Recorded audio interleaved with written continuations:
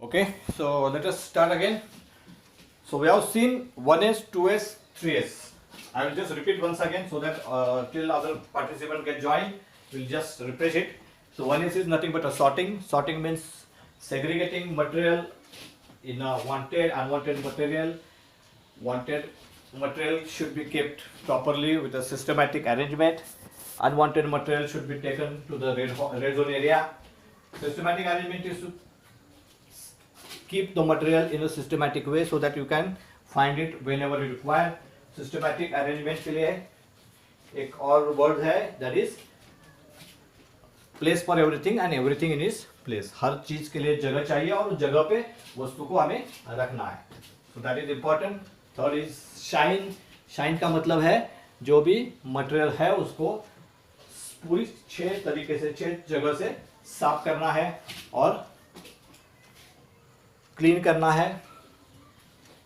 हम देख रहे थे कि इस पूरी 5S सिस्टम में, 5S मेथोडोलॉजी में इंपॉर्टेंट चीज़ ये है कि उसके वजह से हमें वेस्ट और एबनॉर्मलिटीज इजीली समझ में आती है. We can able to find out wastage and abnormalities easily. साथ ही में हम ब्रेकडाउन और डिफेक्ट्स को भी कम कर सकते हैं. So these are the two important things which are there. So cleaning helps in exposing waste and find out abnormalities immediately visible. Second is cleaning helps in eliminating of breakdown and defects.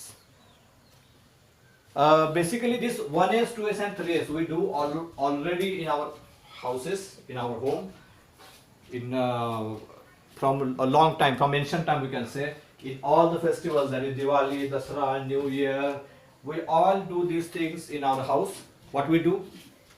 We clean the material available in the house, we take it out, we clean it, we rearrange the things. So all these things we are doing from a long time ago. It is not a new thing for us in our house, but we are not using it in our organization. Basically कई बार कई चीज़ें जो एक core tools है, जो भी Japanese core tools है, उसमें से बहुत सारे कोर टूल्स ऐसे हैं जो इंडियन कल्चर के ऊपर आधारित है. ये भी जो 5S का जो कल्चर है, ये 5S का जो मेथोडोलॉजी है, दैट इज आल्सो डिपेंडिंग और also based on our Indian culture. क्योंकि हम ये बहुत सालों से, बहुत पीढ़ियों से एक्टिविटी करते आ रहे हैं. जो भी फेस्टिवल है, न्यू ईयर्स है, वो टाइम पे हम ये 5S घर में करते हैं. और कहीं ना कहीं मुझे लगता है कि ये सारी चीज़ें हमारी इंडियन संस्कृति को स्टडी करने के बाद जापान या इन देशों ने इन चीज़ों को अपने तरीके से ढाल के इन क्वालिटी टूल्स को हमारे सामने नए तरीके से लाया है और अभी हम उसको जापानीज टूल की तरह ले रहे हैं. लेकिन अगर उसका स्रोत देखा जाए या उसका बेसिक देखा जाए तो वो कहीं ना कहीं इंडियन कल्चर से जुड़ा हुआ है.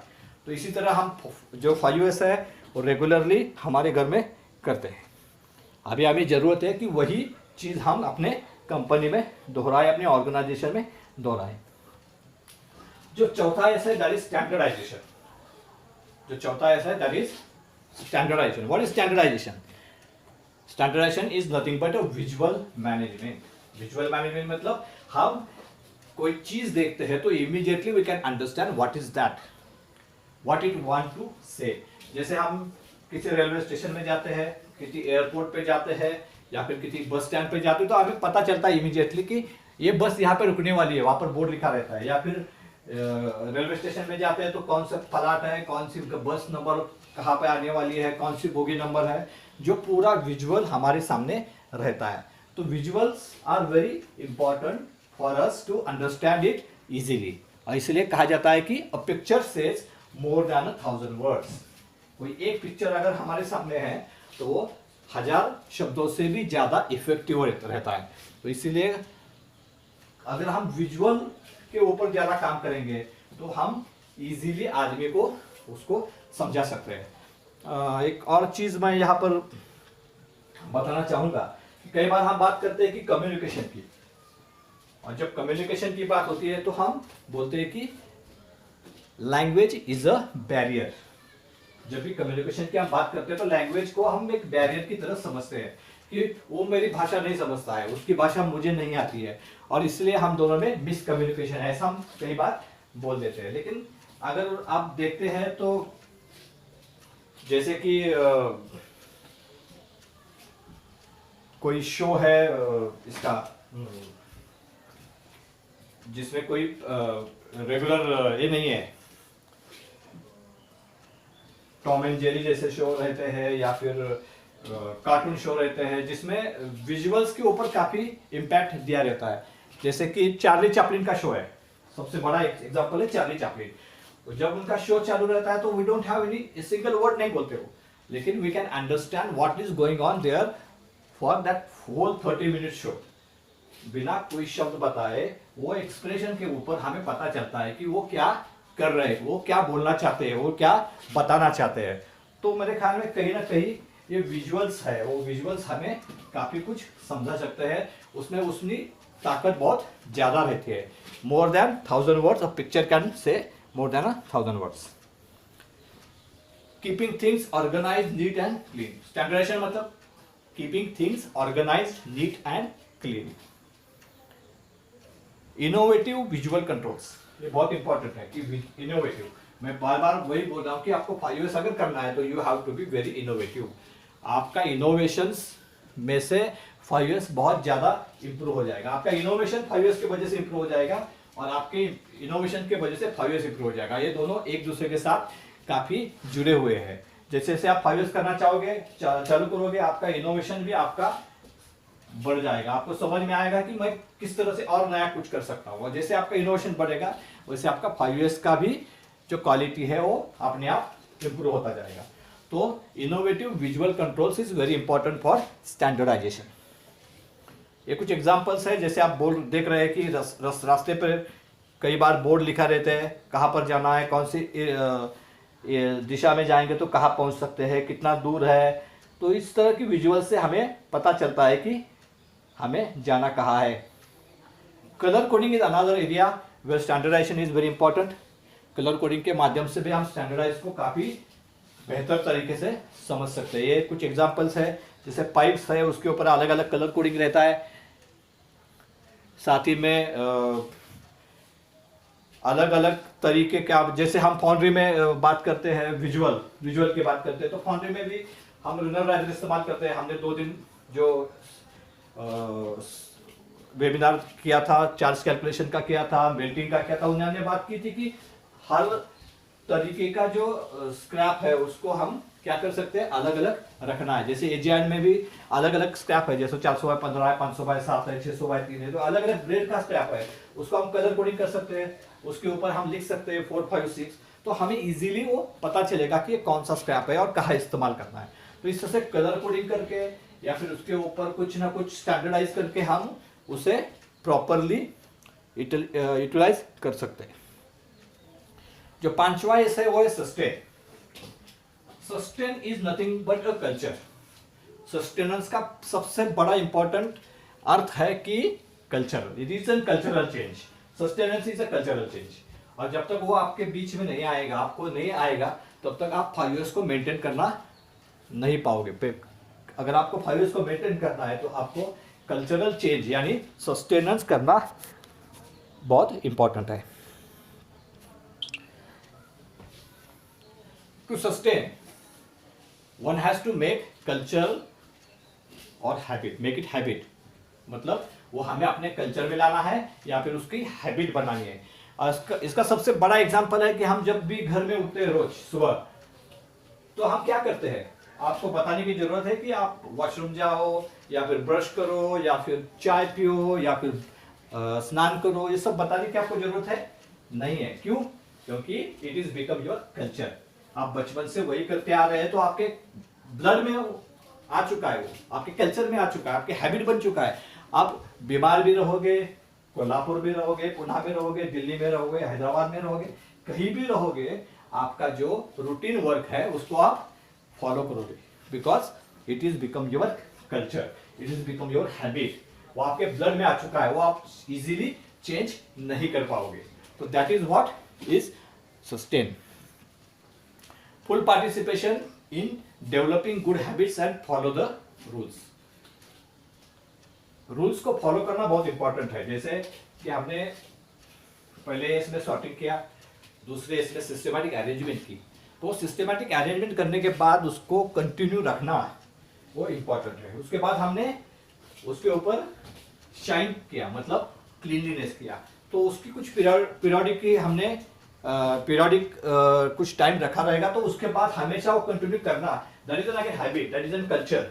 तो वो सस्टेन करने में बहुत इंपॉर्टेंट है कि आप दिया हुआ काम किस तरह से बार बार बिना गलती किए कंसिस्टेंटली कैसे करते हो, उसके ऊपर आपका सस्टेनेंस आता है। तो जितना बेहतर आपका सस्टेनेंस रहेगा उतनी बेहतर आपकी 5 years रहेगी, उतनी बेहतर आप उसको मेंटेन कर पाओगे और उतनी बेहतर आपकी पूरी ऑर्गेनाइजेशन दिखाई देगी। उसके लिए क्या चाहिए? तो audits to review the improvement in workspace management can give opportunity to improve further, this help in sustaining the system. तो अगर आपको सिस्टम को सस्टेन करना है तो one of the important thing is auditing your workspace management.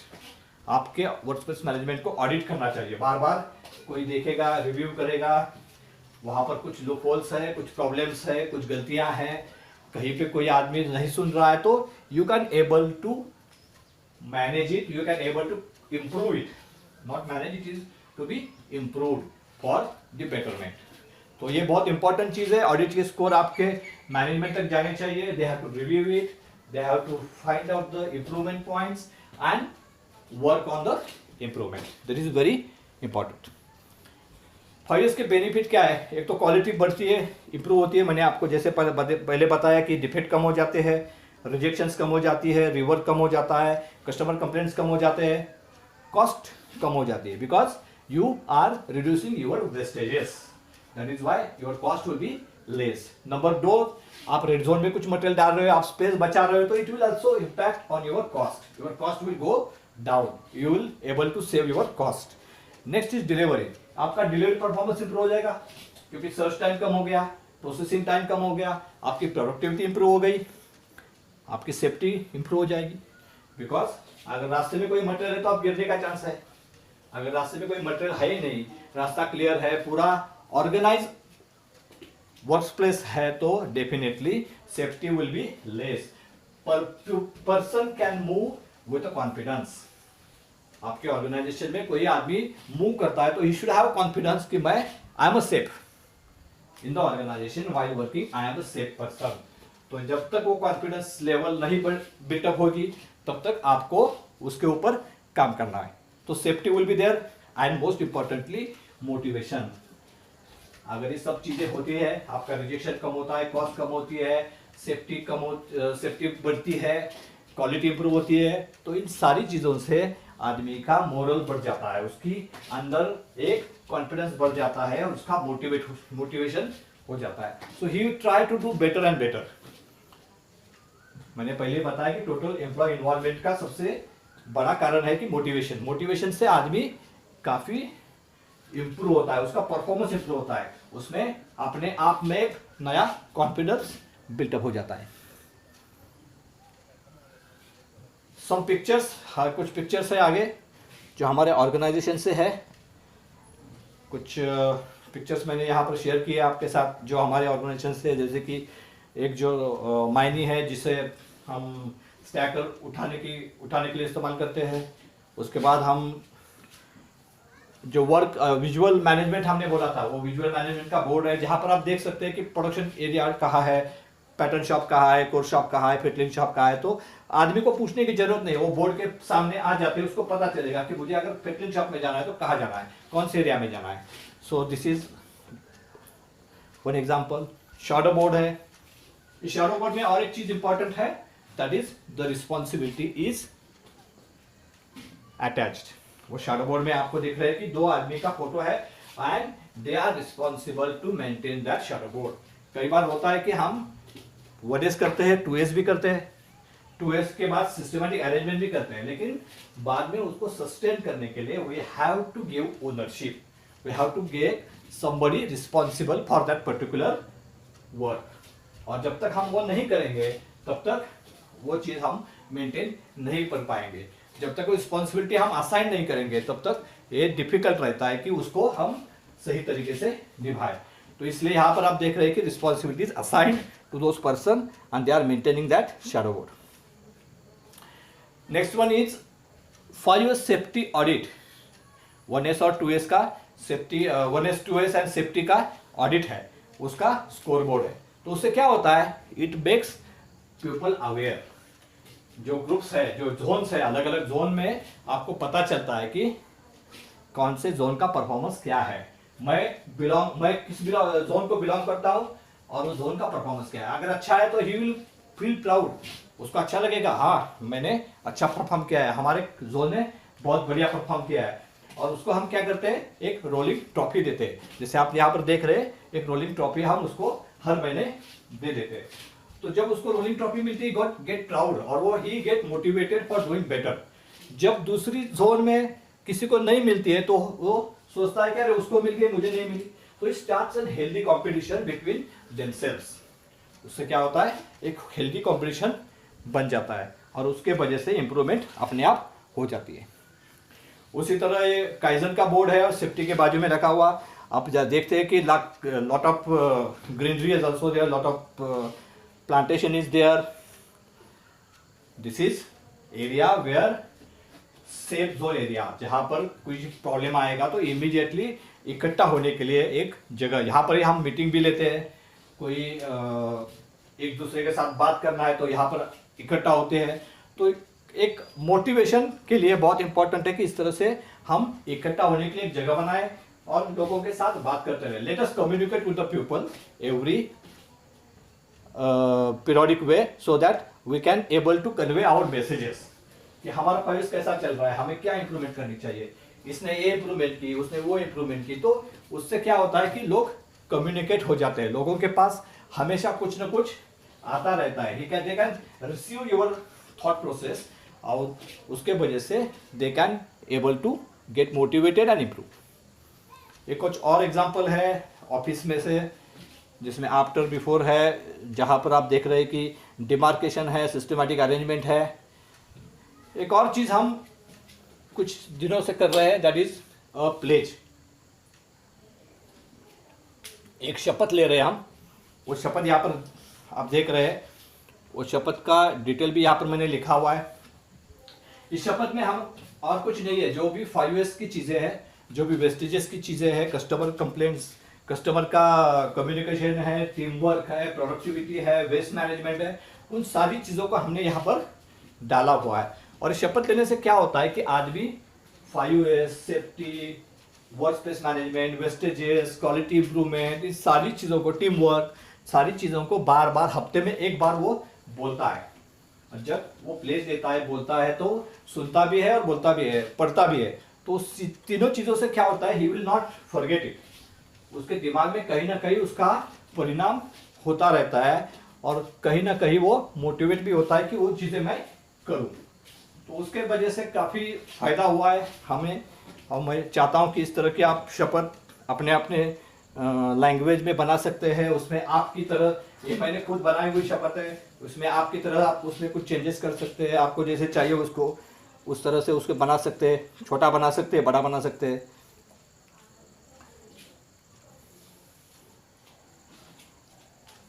तो ये 5S हमारा हो गया। लेकिन क्या होता है हमेशा कि हम 5S करते हैं, जैसे कोई कस्टमर आने वाला है हमारा, ओवरसीज का कोई कस्टमर आने वाला है, तो हम बेसिकली हाउसकीपिंग, उसका हम हाउसकीपिंग बोलते हैं।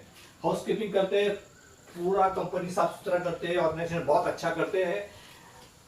वो कस्टमर भी आता है, देखता है, खुश होता है, वापस जाता है। लेकिन 2 दिन के बाद क्या होता है, 2 दिन के बाद वही पुराना कंपनी हमें दिखाई देता है। तो 1S, 2S और 3S हम करते हैं, एक बार करते हैं, 2 बार करते हैं, लेकिन उसको मेंटेन करना बहुत मुश्किल होता है। तो मेरा जो अनुभव है इसके बारे में, मैं पिछले 10-12 साल से 5S के अलग अलग तरीके के ऊपर काम कर रहा हूँ। तो मेरा खुद का अनुभव यह है कि उसे अगर आपको मेंटेन करना है, 5S को अगर आपके कंपनी में पूरी तरह मेंटेन करना है, उसको सस्टेन करना है, तो सबसे इंपॉर्टेंट चीज़ है कि आपको आपके वेस्ट मैनेजमेंट के ऊपर काम करना है। So what is waste management? तो उसके ऊपर हम बात करेंगे, what is waste management. So waste management is nothing but, जो भी एरिया है आपका, उस एरिया में से आपको क्या करना है, one has to identify the waste getting produced और जनरेटेड इन ईच प्रोसेस। जैसे आप बात करें फेटलिंग शॉप है, तो आप बोलेंगे फेटलिंग शॉप में तो क्या वेस्ट जनरेट होगा। अगर हम गिनती करना चालू करेंगे तो बहुत बड़ी लिस्ट हो जाएगी। जैसे आप देखेंगे तो व्हील्स है, ग्राइंडर्स के व्हील्स है, टेबल्स के व्हील्स है, उसके बाद पेंसिल ग्राइंडर के आगे आगे वाले छोटे पेंसिल्स है, उसके बाद हैंड ग्लोव्स है, मास्क है, पेंट शॉप का स्लज है, पेंट के खाली डिब्बे है, जो भी बॉक्सेस पेंट के लिए आते हैं उसका क्या बोलते हो प्लाईवुड है, उसके बाद कॉटन वेस्ट है, आपका जो मटेरियल घिसने के बाद जो चूरा पड़ता है मेटल का वो चूरा है। आप अगर गिनती करोगे तो कम से कम 15-20 मटेरियल आपको मिलेंगे। लेकिन जब ये मटेरियल जनरेट होंगे उसको अगर रखने को आप कोई स्पेसिफिक जगह नहीं करोगे, उसको डिस्पोज करने की तरीके के बारे में नहीं सोचोगे, तो फिर आपकी 1S 2S 3S एक बार करने से वो आगे कंटिन्यू नहीं होगा। उसको अगर कंटिन्यू करना है तो आपको ये जो वेस्ट जनरेट हो रहे हैं उसको डिस्पोज करना, उसको जमा करना, इस सारी चीज़ों को प्रॉपरली मेंटेन करना है। सो पहले तो आपको वेस्ट कौन से एरिया में कौन कौन सा वेस्ट हो रहा है उसको आइडेंटिफाई करना है। उसके बाद decide the place to collecting that waste in that work space area. उसी वर्क स्पेस एरिया में उस वेस्ट को रखने के लिए जगह, जैसे कि हैंड ग्लोव्स है उसके लिए डिब्बा बनाओ, उसके ऊपर लिखो यूज्ड हैंड ग्लोव्स, उसके बाजू में यूज्ड मास्क, उसके बाजू में यूज्ड ग्राइंडिंग व्हील्स, उसके बाजू में पेंट का स्लज, उसके बाजू में पेंट के डिब्बे, उसके बाजू में रबर हैंड ग्लोव्स। इस तरह से जो भी वेस्ट आप बना रहे हैं, जनरेट कर रहे हो, उसको रखने की सुविधा उस आदमी को दे दो। जब वो सुविधा देंगे तो ऑटोमेटिकली वो कहीं भी फेंक नहीं देंगे, वो जाके जब भी वो वेस्ट जनरेट होगा लेके उसी जगह पे रखेंगे जहां पर उसकी जगह है। और place for everything and everything in its place. तो जब वो जगह पे वो मटेरियल जाएगा तो उसके बाद उसको क्या करना है, हमें डिस्पोज करना है। जो भी हैंडग्लोव्स का डिब्बा है वो भर गया तो we have to dispose it. तो वो रिस्पॉन्सिबिलिटी किसी के ऊपर देनी चाहिए, या स्टोर के ऊपर या कोई आदमी के ऊपर, कि यहाँ जो भी डिस्पोजल मटेरियल है उसको आपको डिस्पोज करना है। तो यहाँ पर क्या क्या चाहिए, इंपॉर्टेंट थिंग इज कहाँ पर डिस्पोज करना है, कौन डिस्पोज करना है, कैसे डिस्पोज करना है, कब डिस्पोज करना है। चारों चीज़ों को आपको रिस्पॉन्सिबिलिटी और ओनरशिप देनी पड़ेगी कि मुझे हैंडग्लोव्स डिस्पोज करना है तो कब करेंगे, कौन करने वाला है, कैसे करेंगे, कहाँ करेंगे और कब करेंगे। जब तक वो पूरी साइकिल आप बिठा नहीं देंगे तब तक आप वो वर्क स्पेस मैनेजमेंट पूरी तरह से सस्टेन नहीं कर पाओगे। लेकिन अगर एक बार आपने ये कर दिया तो फिर आपको ये मेंटेन करना कोई बहुत मुश्किल बात नहीं, बहुत आसान है। अगर ये सब चीज़ें आपने एक बार कर दी तो you just has to monitor it. आपको क्या करना है, सिर्फ मॉनिटर करना है। तो ये बहुत मुश्किल तो नहीं है लेकिन चैलेंजिंग है। इनिशियली काफ़ी मेहनत आपको लेनी पड़ेगी। यहाँ पर मैंने एक्चुअली वर्कशॉप रखते हैं, मैं जहाँ पर भी ट्रेनिंग लेता हूँ तो I use to have a workshop कि आपके इस एरिया में कौन कौन से वेस्ट जनरेट होते हैं। जैसे फिटलिंग शॉप में मैंने आपको बताया, वैसे मेल्टिंग शॉप में क्या क्या होता है, टेम्परेचर टिप्स होती है, हैंड ग्लोव्स होते हैं, आपके कप्स होते हैं, कप का बाहर का शेल का कोर का चूरा होता है, बहुत सारे अलग अलग वेस्ट स्लैग होता है। तो ये सारे वेस्ट है तो वो जगह आपको डिफाइन करनी चाहिए कहाँ पर वो वेस्ट वो रखेंगे, उसे कौन डिस्पोज करेगा, कब करेगा, कैसे करेगा, कहाँ करेगा। वो सारी चीज़ें अगर एक बार आप पूरी तरह से बना लेंगे तो आपको आने वाले समय में 5 years सस्टेन करने में कोई दिक्कत नहीं आनी चाहिए। आगे है टेंजिबल बेनिफिट्स। जो हमने पूरा 5 years वर्क स्पेस मैनेजमेंट देखा उसमें टेंजिबल बेनिफिट्स क्या क्या है। Number 1, reduce accident. आपके एक्सीडेंट कम होने वाले हैं। इम्प्रूव 1S 2S स्कोर अच्छे आने वाले हैं उसका। सेव मनी, रिजेक्शन कम होने वाला है, उसके वजह से आपका कॉस्ट ऑफ पोर क्वालिटी कम होने वाला है। इम्प्रूव OE, जैसे मशीन का ब्रेकडाउन कम होने वाला है, मशीन की इफिशियंसी बढ़ने वाली है तो आपका OE भी अच्छा होने वाला है। OE का मतलब हमने पिछले बार देखा कि overall equipment efficiency. Save money in red area. Red material जो भी है आप उसको डिस्पोज करेंगे तो आपको कुछ पैसा मिलेगा, उसके वजह से आपको कुछ मनी सेव होने की जरूरत मिलेंगे अनवांटेड मटेरियल डिस्पोज करने की वजह से। Improve ITR inventory turn ratio, because आपकी इन्वेंट्री कम होने वाली है, you can able to control your inventory. And सबसे important and the more important benefit is you can save and recover your space. आपकी कंपनी में सबसे इंपॉर्टेंट चीज है स्पेस। आप स्पेस को बचा सकते हैं, स्पेस को रीयूटिलाइज कर सकते हैं अच्छी चीजों के लिए, वैल्यू एडिशन के लिए उसको इस्तेमाल कर सकते हैं, ना कि नॉन वैल्यू एडेड एक्टिविटी के लिए। तो this is a very important benefit. Intangible benefit क्या है जिसका कोई मोल नहीं है, जैसे improve work space culture cluster, improve work space, जो पूरी एरिया है, पूरी एरिया आपको दिखने में बहुत अच्छी दिखती है, आपको प्रसन्नता लगती है। जब भी कंपनी में आएंगे आपको अच्छा लगता है, हाँ मैं अच्छे कंपनी में काम कर रहा हूँ। बहुत सारे लोग हैं जो इंडस्ट्री में काम करते हैं, उनके घर वाले क्या सोचते हैं इसके बारे में कभी आपने सोचा है? जब आप कि घर वाले बोलते हैं कि मेरा लड़का या मेरा पति ये कंपनी में काम करता है, so she is whether she is क्या बोलते हैं उसको, फील प्राउड ऑफ यू। क्योंकि वो कंपनी में अगर आप जाएंगे और देखेंगे कि ये क्या कंपनी है, कैसा कंपनी है, पूरी तरह धूल है, पूरी तरह मटेरियल बिखरा हुआ है, कुछ भी मतलब पूरी तरह अस्वस्थ पड़ा हुआ है सब। ऐसे कंपनी में अगर आप काम करते हो और कोई घर वाला आपका कंपनी में आता है, सो वेदर शी विल और he will feel proud? No, they will not. लेकिन जब इस तरह की कंपनी में आप इंप्रूवमेंट करोगे, वर्क स्पेस मैनेजमेंट करोगे, तो आपके कस्टमर तो खुश होने वाले हैं, लेकिन साथ में आपके you can call your family members proudly. आप उनको बुला सकते हैं, दिखा सकते हैं कि देखो मैं कितने अच्छी कंपनी में काम करता हूँ। So that is one of the very important and intangible benefit. Total employee involvement आपकी बढ़ने वाली है, लोगों का मोरल बढ़ने वाला है, एंड एस्थेटिक लुक, जो एस्थेटिक लुक है पूरी कंपनी का वो भी इंप्रूव होने वाला है। So these are the intangible benefits. So this is from my side and hope you enjoyed it.